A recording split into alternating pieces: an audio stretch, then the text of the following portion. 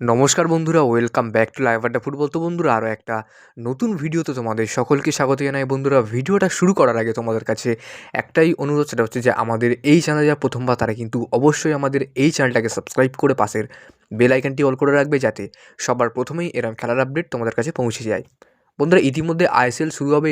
আমরা কিন্তু প্রায় অনেকেই জানি যে প্রথম ম্যাচ কিন্তু মোহনবাগান এবং কেরালা ব্লাস্টারের মধ্যে খেলা হবে, আর যেটা কিন্তু 14 তারিখে হবে। বিকেল 5টা থেকে শুরু হবে, উদ্বোধনী হবে। এবং এই ম্যাচে, হ্যাঁ বন্ধুরা, এই ম্যাচে লোবেরা তার কিন্তু গেম প্ল্যান একটা আলাদা লেভেলের আছে, আমরা সবাই জানি। এবং এই ম্যাচে কিন্তু লাইন আপ তিনি কেমন করবেন, এবং এই ম্যাচে ফার্স্ট 11-এ কোন কোন বিদেশি চান্স পাবে এবং কোন কোন বিদেশি বেঞ্চে থাকবে, এই নিয়ে আমি বিস্তারিত আলোচনা করব আমি কালকে সকালের ভিডিওতে। এবং আজকে তোমাদেরকে আমি কিছু আপডেট দেবো। দেখো, সবার প্রথমে যে আপডেটটা নিয়ে কথা বলতে গেলে, সেটা কিন্তু দেখো, সবার প্রথমে আপডেট আসছে কিন্তু দিমিত্রি পেতাদসকে নিয়ে এবং জেমি ম্যাকলারেনকে নিয়ে।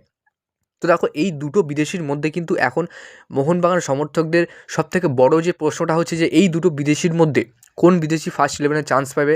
যখন আমরা দেখতাম জেমি খেললে দিমি বসতো, দিমি খেললে জেমি বসতো, তো এবার কি লোবেরা তার নতুন নিয়মে বা তার নতুন যে ট্যাকটিকে তিনি কি এই দুজনকে একই লাইন আপে লাগাতে পারবেন নাকি পারবেন না? তোমাদের কি মনে হয়?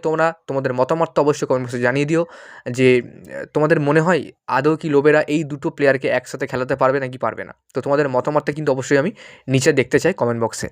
বন্ধুরা, পরবর্তী আপডেট দেবো তোমাদেরকে নতুন বিদেশিকে নিয়ে। দেখো বন্ধুরা, নতুন বিদেশিকে নিয়ে কিন্তু একটা নতুন আপডেট বেরিয়ে আসছিলো প্রায় কয়েকদিন আগে থেকে, যেটা সবাই শুনে আসছিল যে মোহনবাগান তারা কিন্তু EPL 2 থেকে মোহনবাগানের নতুন স্ট্রাইকার সই করবে, এমন কিন্তু খবর পাওয়া যাচ্ছে। এবং রবসান রবিনোকে কিন্তু মোহনবাগান ছেড়ে দিতে পারে, এমনটাই খবর বেরিয়ে আসছে।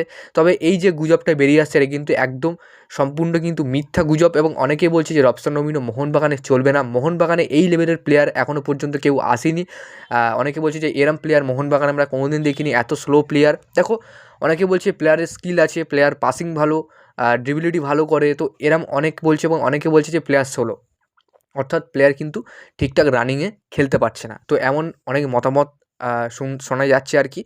তো দেখো, আমি তোমাদেরকে বলে রাখি, বর্তমানে কিন্তু মোহনবাগান তারা অন্যান্য সাইনিংয়ের দিকে কিন্তু একদম এগোচ্ছে না।